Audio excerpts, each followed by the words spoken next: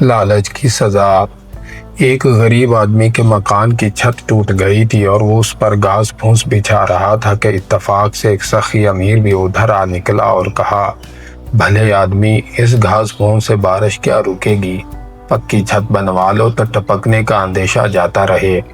غریب نے جواب دیا، جناب، آپ کا فرمانا تو بے شک بجا ہے اور میں بھی جانتا ہوں، مگر حضور، میرے پاس پکی چھت بنوانے کے لیے دام کہاں؟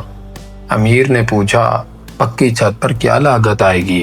غریب نے جواب دیا، جناب، 150 روپے تو لگ ہی جائیں گے۔ یہ سن کر امیر نے جھٹ جیب میں سے 150 روپے کے نوٹ نکال اس غریب کے حوالے کر دیے کہ جاؤ، اس سے اپنا کام چلاؤ۔ جب امیر نوٹ دے کر چلا گیا تو غریب کے پیٹ میں چوہے دوڑنے لگے کہ یہ تو بڑا سخی دولت مند تھا، اگر میں 500 کہہ دیتا تو اتنے ہی دے جاتا، میں نے غلطی سے کم کہہ دیا۔ یہ سوچ کر وہ امیر کے مکان پر پہنچا اور کہنے لگا، جناب، میں نے اندازے میں غلطی کی تھی، چھت پر 500 روپے خرچ آئیں گے۔